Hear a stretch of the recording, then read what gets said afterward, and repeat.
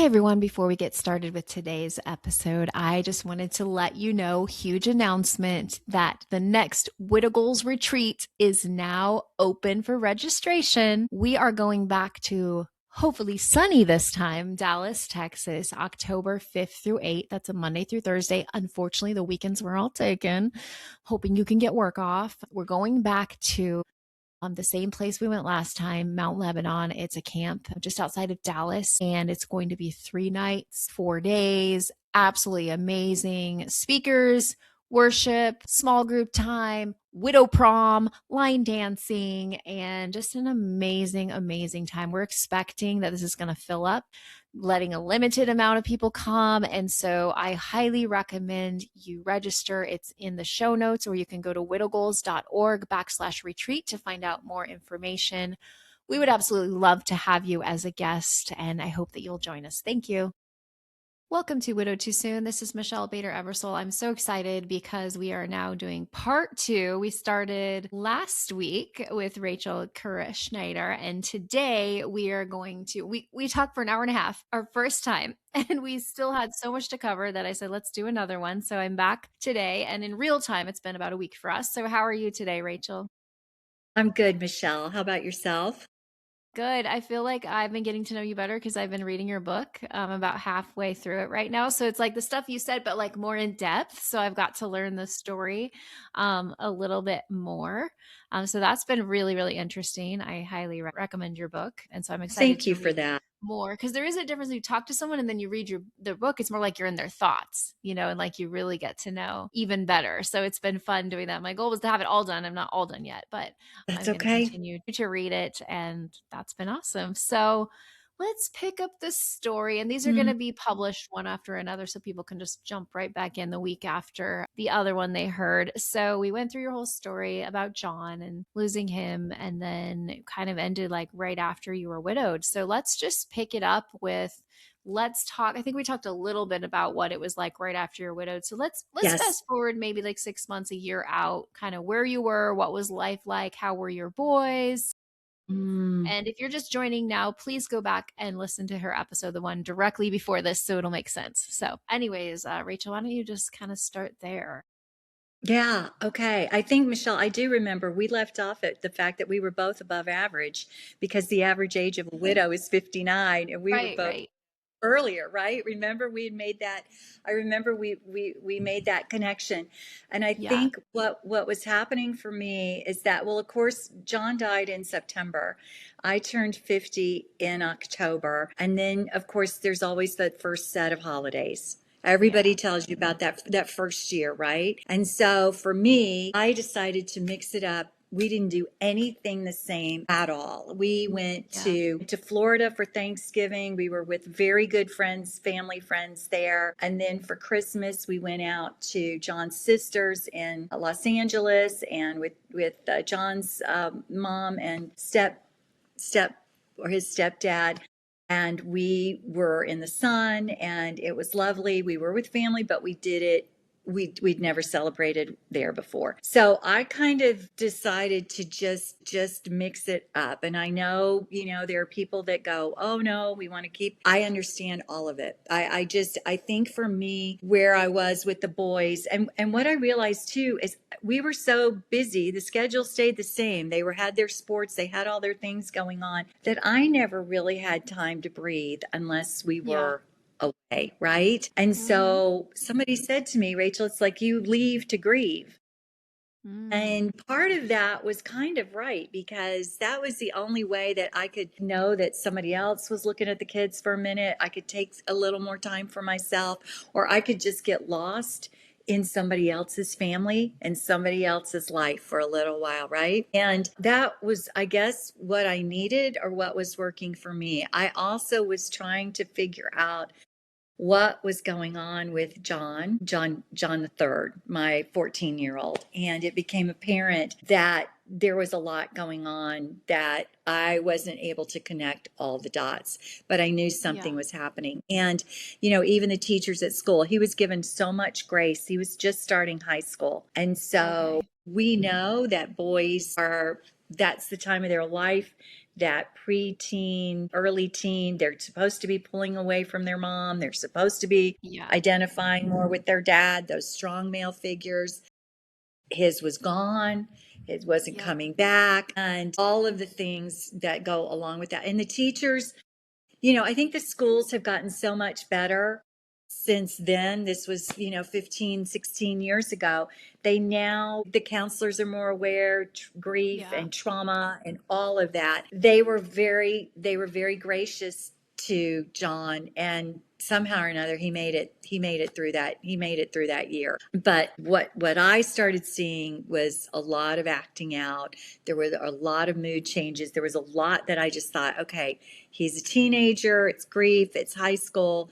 The drug part never really entered my mind Right. because I just didn't think that way. And yet it was becoming more apparent. I started getting phone calls. I started getting, I started seeing some things, other kids that he was hanging with who didn't have great reputations, all the things. The principal started calling, things were escalating. And so, Michelle, I found myself at a place where John had died from an illness that I couldn't do anything about. Nothing. There was nothing we could do about ALS. So then you think addiction, and as a parent, your primary concern is, I got to save this kid, right? I got to save my kid, right? And what we Yep. know is that that's not really, when you're dealing with addiction, we can't really save anybody, can we? Right. No. But we know too, as a parent, we want to make a part of our responsibility is to make options available, right? To make opportunities available. And so we started down the road, and it was we started with a counselor, and then that counselor said, I'm not really, I can't really handle this for you. And then, we had Hazelden right there in our backyard since we were in Minnesota. So I thought, okay, we'll try outpatient with that.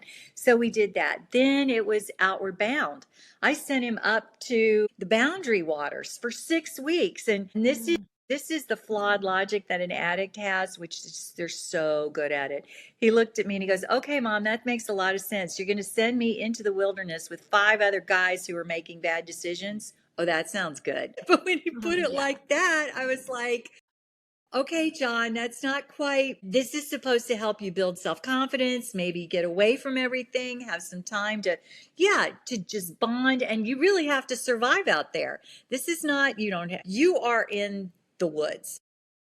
Yeah, well, we did that. I sent him to Australia to be with my dad, my brother. That's where they Wow. lived. I called Dr. Laura. I was doing, you name it, Michelle, and Wow. I was doing it. And finally, he was stealing things, he was selling drugs, things were escalating, and he got suspended from school. And I found forged checks. He was forging checks, and I was like, at this point, I really would prefer him get arrested. I would Yeah. prefer him go to jail for a little while and scare him straight. He is 17 at the time. So Okay. the other window that I'm looking at, the clock is ticking because at 18, we all know we have no jurisdiction Yep. anymore. We just don't Hmm. legally, right? Yep.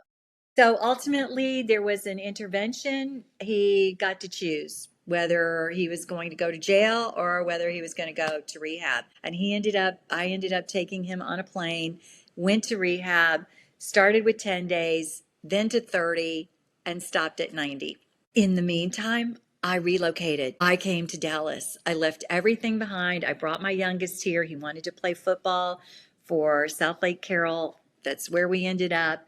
And I thought, now it's time for me to focus on my younger son, right? Why is it that the bad ones get all the attention, or the bad behavior, I should say, gets all of Right. the attention? And the ones that are tried and true, dependable, do their thing. Well, thank you so much for not, but they are conditioned. They get conditioned watching that other sibling suck all the air out of the room and work their parent over. They get conditioned like, I don't want to do anything that's going Yep. to upset her. Yep. So, long story short, John actually ended up in rehab with Johnny Football, Johnny Manziel, if you can even believe that. This is where he ended up. Meanwhile, my other son, we relocate, move into a new house, new community, new school system, all of it. John comes out, 90 meetings in 90 days. That's what's supposed to happen. He goes to his first meeting and he meets a gal who's trying to get off meth by herself. Mm. This is February. By May, he is out of the house living with her in her grandparents' backyard. So I read, this is what the second book is about. And it is about, I did everything you could possibly think of. And I kept wondering too, okay, what am I supposed to be learning from this, Lord? What is something that I learned from the process with John supposed to help me with the process with this little John? What am I supposed to be learning here? Is it tough love? Is it grace? Is it tolerance? Is it acceptance? And I think, Michelle, I finally got to the place. And when you are a parent, you don't ever want to get here. You do not ever want to get to the place that, hold on, sorry about that. It's okay. You don't ever want to get to the place where you say, I have to let go of my child, but you have to let go of your child in all of the ways. You have to literally give them back to God and say, okay, he's yours. And I remember looking at John one day and saying, I watched your dad struggle so hard to take a breath that I cannot sit here and watch you just puff your life away Right. getting high. I just can't do it. If you are going to kill yourself with drugs, because this is going to escalate and it has, I can't keep you from that. And let me tell you, Michelle, saying that and hearing myself say that, oh my gosh, it's scary. It's like, did I really say that? But I have this other child. Yeah. In my life, let me tell you, I threw every resource I could and hundreds of thousands of dollars. And I was like, you know what? His college fund's gone because he may not even live long enough to get to college. Ultimately, he decided somewhere in some pit of darkness, somewhere, he decided that he didn't want to live like he was living anymore. And he came back, he got his GED, he went to community college, he Wait, got can his I stop college you there to try degree. to Yeah, understand this yeah, better? So, what was yeah. it? Was it during treatment that he decided, or just he hit rock bottom after? He hit rock bottom with this girl. He Okay. hit rock bottom with this girl somewhere out in Corpus Christi because I never will forget. It was Mother's Day and he came in. Mother's Day weekend was coming up and he came in and he said, I'm moving to Corpus Christi with Robin.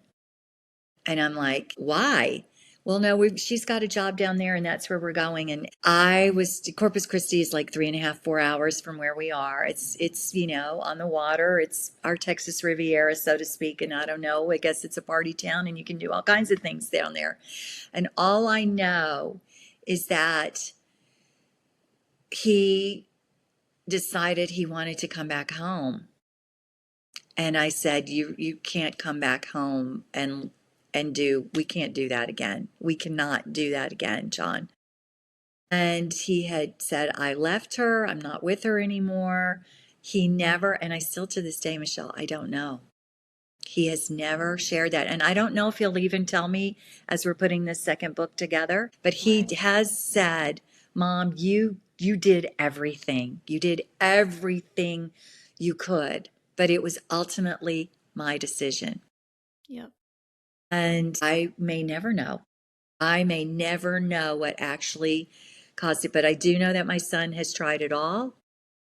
And I do know that I now understand that overdosing, he explained it to me in a way. He said, Mom, it's just when you just want a little more. You're feeling so good. Just want a little. He goes, I don't think people intend to overdose. They just Right. want a little more. How scary is that? How scary is that?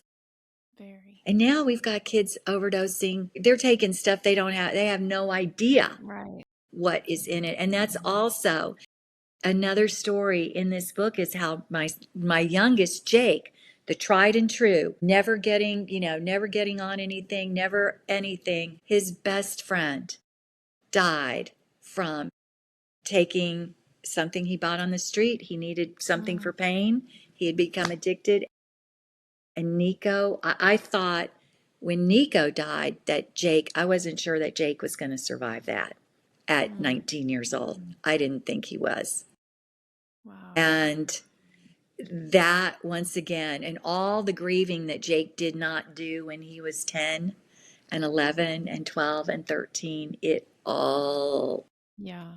it all came rushing. It all came back in a big way. And I was truly scared for my youngest at that time. So, Mhm. I think it's so hard for us to watch our children experience these things. And I know that, my husband's death was a trigger for a lot of this, right? I Yeah. mean, for John's behavior, absolutely. And yet, addiction, that's one of the reasons that I'm writing this book. I tell John all the time, people they need to hear from you, John. They want to Yeah. know what happened because you were able to walk away at a young age, at a very young age. And I will tell you now, Michelle, now that he's a father, he's got two. I'm a yaya. I believe that him becoming a dad filled that hole in his Mm. heart. Yeah. And I really think, go ahead. I interrupted you when you were saying he got his GED, and then I'm like, but wait, what happened? So I want to hear that part now. Like, so he decided whatever happened, he decided to get clean, and then what happened there? Like, So he moved back in to the house with Jake and I. That was a whole, that was not something. Jake and I had been living our own life, doing really well. We all of that. John comes back in somewhat like a hurricane, and we're like, we don't yeah, really want all of that, John.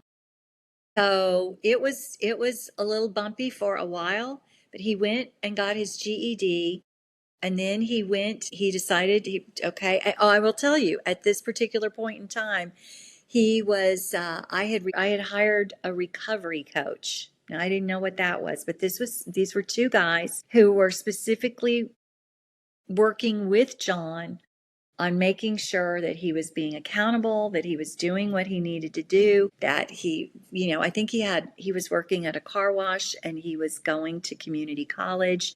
He had a car and he was living at home. But Eric and Brad were responsible for making sure that John was doing what he said he was doing, going to meetings, working the program, all of those things. Because what I realized too, Michelle, is that I did not, we become caregivers, we become gatekeepers. I did not want to be the drug police. I did not want to be that. I had just turned into this person after all of the lying and the stealing and all of the things that I didn't want to be that person anymore. And so Eric was able to help offload some of that responsibility. And he was a guy.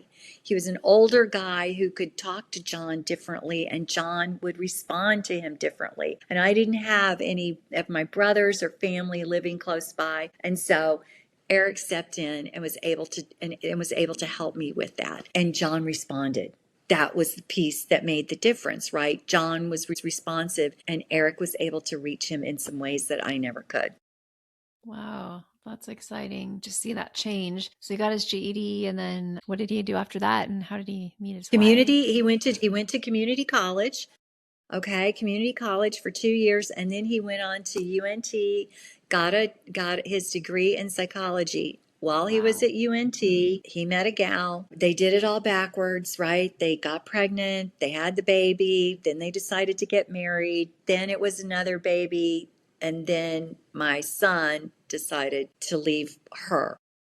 And it was a mess for probably 2.5 years. It's now calmed down to the point where they can be in the same room, in the same place. These two precious children, a little boy and a little girl, they have changed John in a way that I don't believe anything else in life could. He's holding down a great job. He actually started working in addiction centers. Wow. That's He was cool. working with young people who were suffering from addiction, and now he's actually working with a company that provides resources for people that are mentally deficit, who need a place to live, who need additional care. He's working with a company that provides those kinds of locations in, I think it's about 4 different states. So he obviously has a heart for helping, and I am thrilled about that. And he's engaged. He is engaged to a lovely, great gal. But, John was just my son that had to do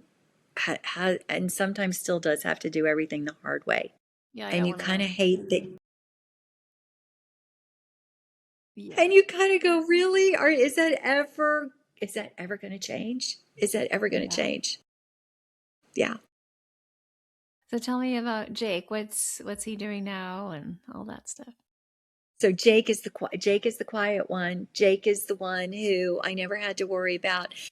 COVID was hard for him. He was in school when it hit. He had just graduated, got through the first semester, fall of 2019, when none of us knew what it was. He had it with his roommate. They got sick, they got well, they thought everything was going to be fine. And then, 2020 hits, nobody's going to class. I think that mentally was very hard on him. I will never know just how difficult that was. He is my son that he just doesn't share. He Mm. just doesn't share a lot. His degree was in finance and sports management. He interned for a company. They took him up to Chicago, but they hired him full time after 2 years, took him to Chicago. I got to Chicago, he got his own apartment. He moved up there. He did it all by himself, Michelle. Didn't need mom to help him with anything. So I go up there. He moved out in July. I get up there in November. Walk through the door. I'm ready to do a video. Jake's apartment, da da da da, everything happy. And he goes, Mom, I got laid off today.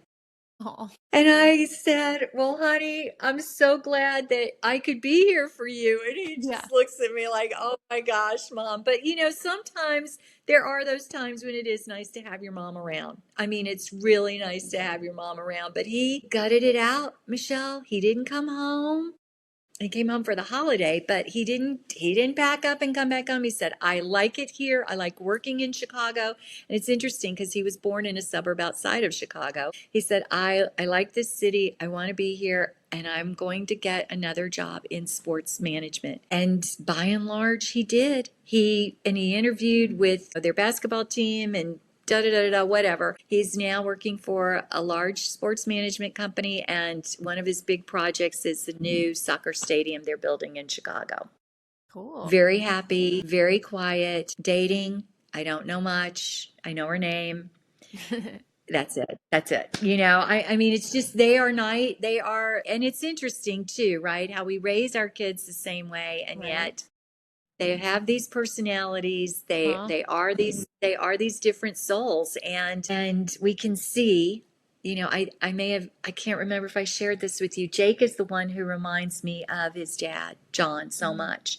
Mm-hmm. And because he was only 10 when his dad died, I look at him, he'll say something and I'll say, "Oh, you sound so much like your dad," or that, you look so much like your dad when you dress like that, or whatever.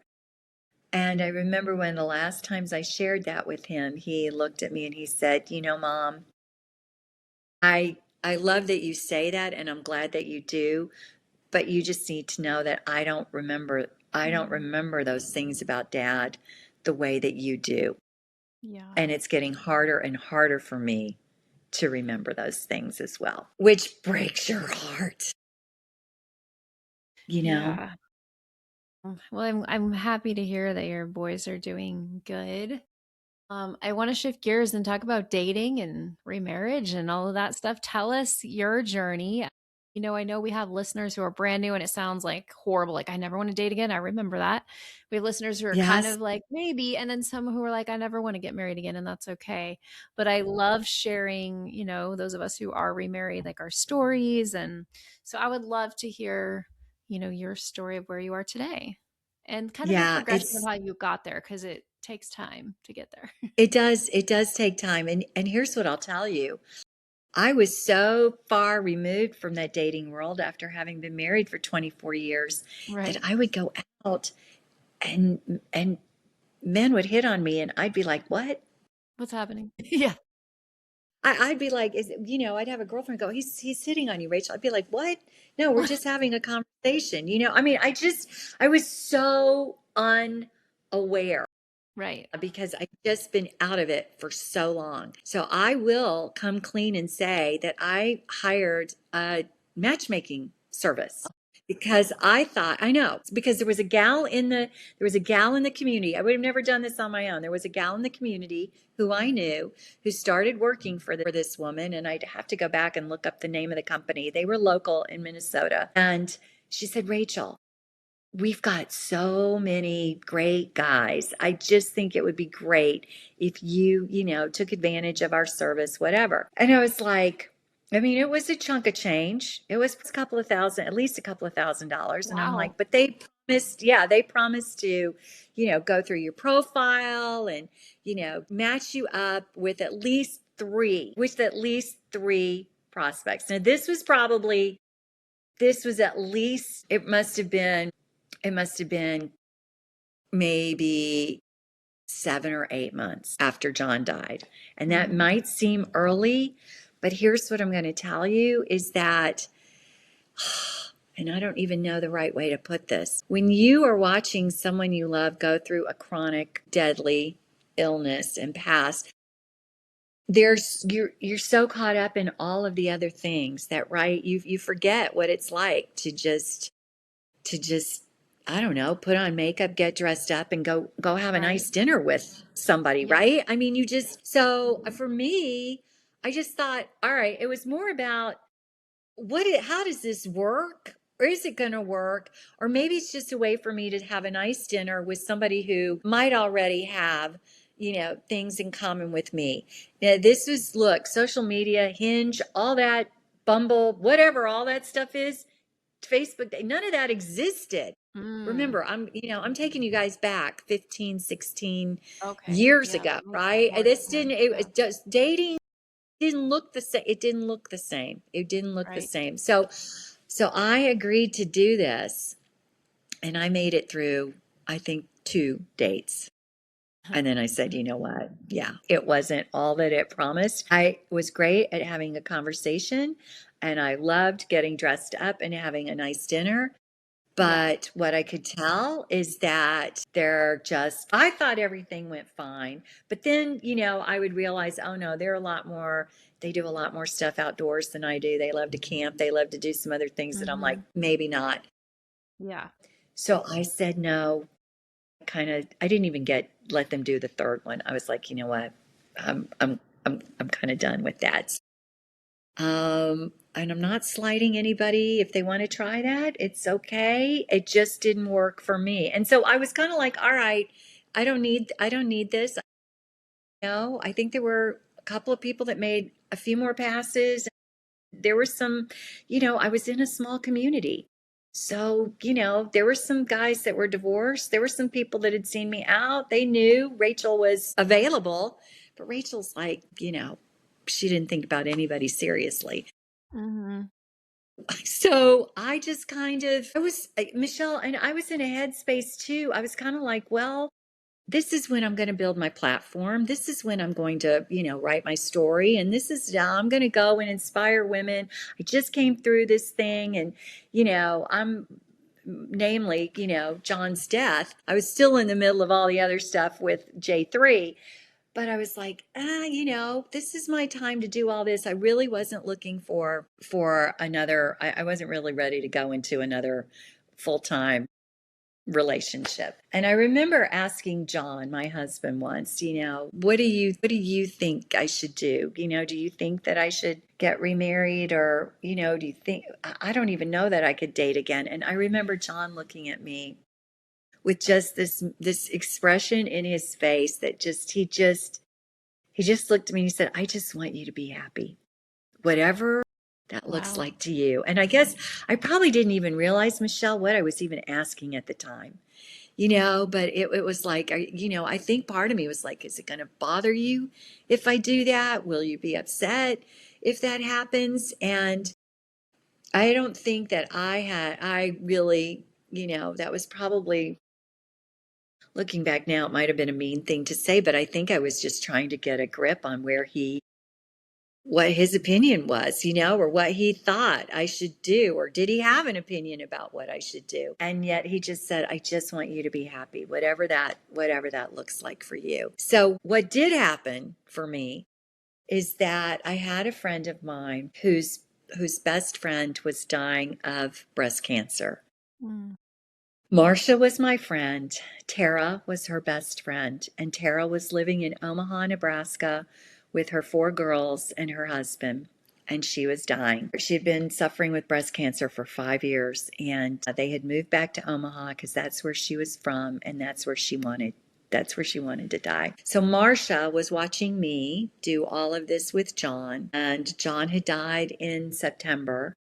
And Tara passed in March. And I remember Marcia calling me from Omaha, wanting to, how did you do things for the funeral? What did you think about this? What do you think if I ask everybody to wear a hat? Or Tara was very fashionable, and she was just trying to get ideas on what they could do. And so I knew that Tara had died. The interesting thing is that Tara had come to Minneapolis to do some Eastern medicine work with a doctor, and Marcia had arranged for us to have lunch together. And Tara was this beautiful, striking, blonde, gorgeous woman who had no hair because of all of the chemo, but she was still lovely. We had the best lunch. We had both had careers in direct sales. She was with Zapata. She was a big wig with Zapata, the silver jewelry company. Yeah. And we gabbed about everything, and just had the best time. And so just by chance, Michelle, Marcia snapped a photo of us, the two of us in the parking lot. Mm. It will be in the third book, because this is a story in the third book, God, the Guy, and the Girls. So I knew that Kevin, her husband, was going to be going through some things, but you know how things are when these people pass right away. You're like in shock. He's got 4 girls. And Marcia, several months later, was back in Omaha, and she calls me and she's like, okay, I'm here in Omaha and I think you need to talk to Kevin.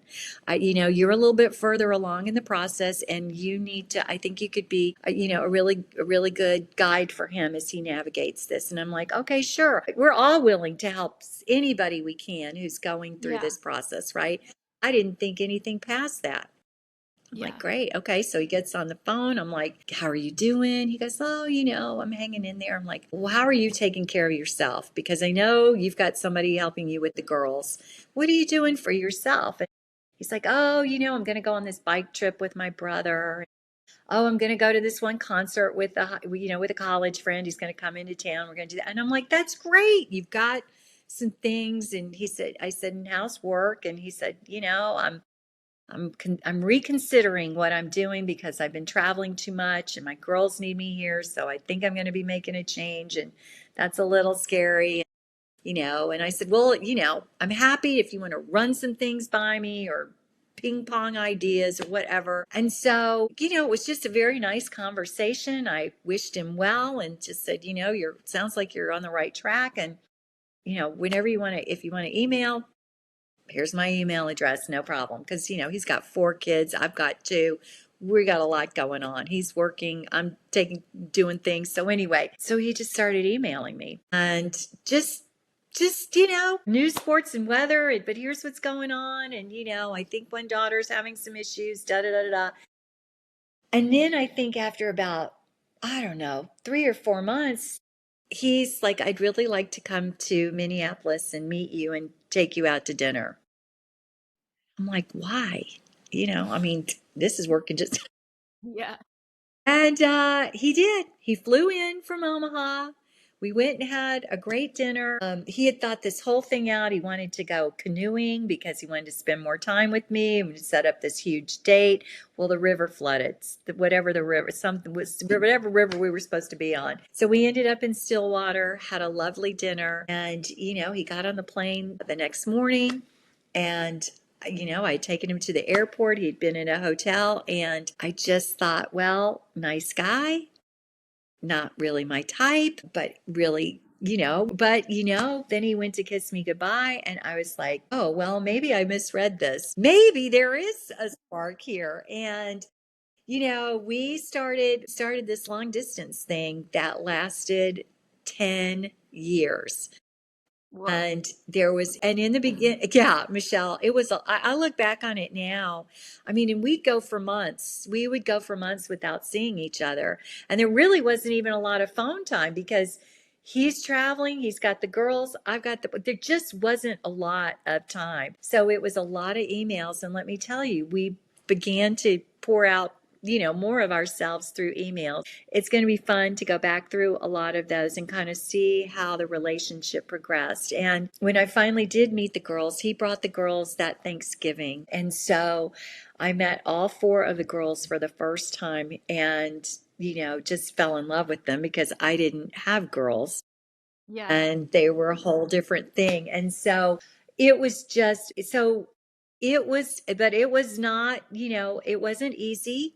But Kevin was as committed to making sure that his girls knew that they were a priority. And I think what both of us didn't realize for the longest time, Michelle, is that all of our kids had a fear that they could lose their other parent. Yeah.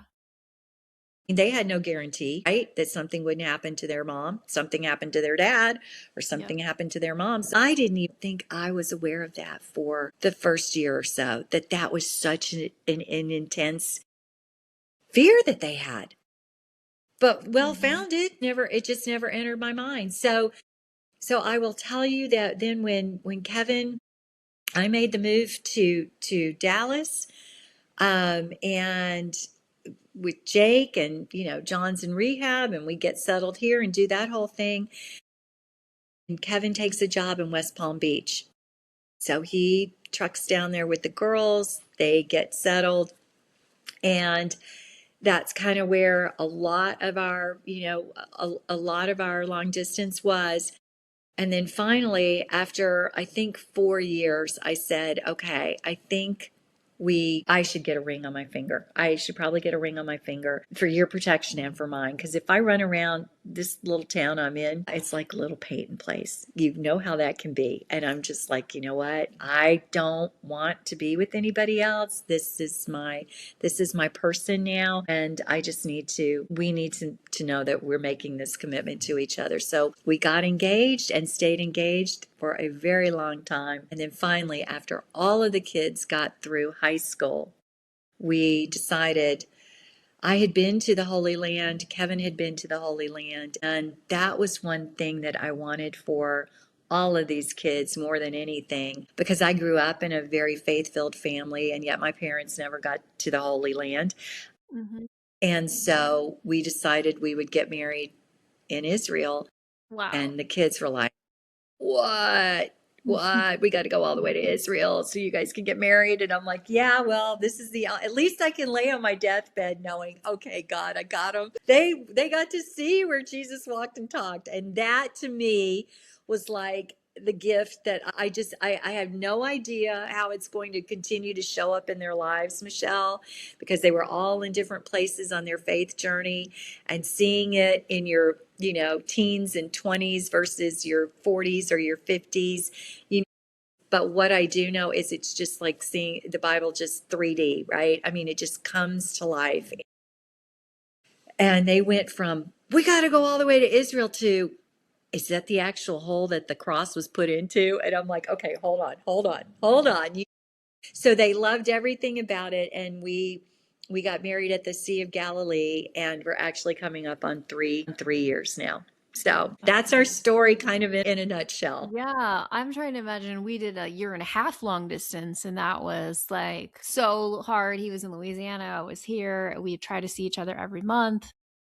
Yeah, It was really difficult. So, like, how did you do it for so long? And was it because you were waiting for your kids to all grow up, or, how did you yeah, not get well, impatient? I I guess I think would be so impatient. Well, it's a good word. It's a good word and it's a really good question. And I think it's because we went for months at a time when we first met, right? We'd go for months. I mean, 2 or 3 months before we'd see each other because the schedules were so weird, right? And so then when we actually got to a place where we could actually go like for weeks, it was like, you're kidding me. And I think that I just got used to it. And here's what I will tell you, Michelle. We got so good in communicating the good, the bad, and the Yeah. ugly. And I think that is something that has still stayed with our relationship, we created some really good habits with this long distance thing. And when we were together, that time we had was maximized with us one on. We had certain time for kid talk, and then it was what's going on with us. And I think that still today, our kids know that they are important, yet they're all young adults. They're all out there. We've got one more left to graduate from college, the last twin. They are making their way, and yet they know how important they are to us. But more importantly, they've been able to see the relationship between Kevin and I. And even though we all suffered these losses, as I was saying to you before we started taping, what I learned about myself and about marriage and relationship, and I think I had mentioned it before, if I had worked as hard on my marriage the last 3 years of my life with John, I shudder to think about how much more we could have had. I mean, we had a great life, but like all young families, there were a lot of other things that got in the way, right? And sometimes we just didn't have that focus on one another that we should have. And I'm not, holding either one of us. I'm not trying to ditz either one of us in that. That's what happens. But I think that's why I feel so compelled now to share with the women that I'm looking at that are living the life that I had to go, okay, whoa, whoa, whoa. I know it's busy and I know it's hard. And I know you were trying to, keep the family, do the husband and the job and the everything, the community and everything else. But just really, please, please, please, please, please, please be mindful and remember that man that you adore and love. I know he's annoying you out the wazoo right now, but just remember that. And sometimes it's just we just forget. We just Mhm. forget, and that's what I really feel so important about. But I learned so much, and John and I got so good at getting to the hard stuff and dealing with the hard stuff that I will be forever grateful, because I went into this relationship going, I am not holding anything back, because Right. there's just not enough time. And I now know about myself in a very different way. And I'm not afraid Yeah. to let you see it. I think there's something so beautiful about love after loss. It's like you appreciate Yes. it so much more. You appreciate everything. You know what can be taken away. And, there was a moment, I don't know if you ever went through this. It was the weekend Joel and I got engaged. I remember getting on the plane and I started freaking out. I'm like, I could be widowed again. If I get married, I could be widowed again. Did you ever have those thoughts and Mm, fears? But I was like, I'd rather take a risk than not. I don't know if yeah, you ever went Michelle, through I that. that thought has never occurred to me. Good. I mean, I think about it now that Kevin and I have, and I'm like, I hope I don't want to do this life without you. I really don't want to do this life without you. And we talk about that, but I guess it's because I never thought I'd be widowed before, right? I never thought that it was going to happen before. So I don't know that it's going to, but it very well. I suppose statistically, I'd have to look that up. Wouldn't that be interesting to see how many of us that are widowed once are going to be widowed more than once? Well, I I think think that it's we might be surprised by that. because my very first widow friend, she's still one of my best widow friends, she had been widowed twice by 40. So I think maybe that's why it was Oh, already in my head. And she's getting married in two okay. months to an amazing man for her third husband. So it's maybe that's why, but that was something. But I'm like, I see people on the widow Facebook groups that are like, I'll never get married. I would never want that heartbreak again.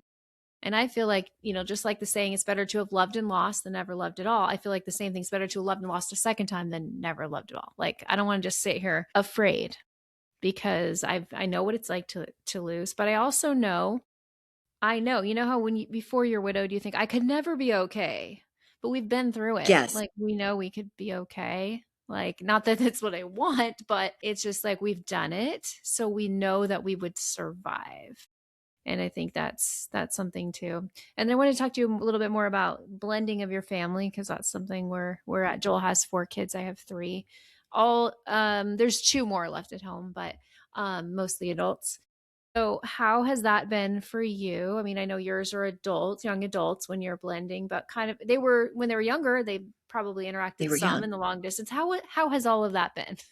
It's different for everybody. I'm just curious. Yeah, I will tell you, I have a lot of people that say, "Oh, you guys are like the Brady Bunch." And I'm like, "Yeah, the Brady Bunch was only on TV. They were not a real family." Okay, they were a figment of somebody's imagination. So no, I will tell you, we attempted we did what I learned early on was that it was the shared experiences that were going to bond these kids together, right? But they couldn't necessarily be forced. But Kevin and I decided one year that we would do a cruise with everybody together because, right, you're on a ship, you're all together, but they don't all have to be together, but they're in Right. one location, right? So we thought this would be a great way to kind of test it. They can run around all day, do their thing, or we'll do a trip here, go do the dolphins or whatever, and then do dinner at night and all of that. And well, first of all, I will tell you, the boys and I were flying out of Dallas and got caught in ice. We actually missed the Mm. ship.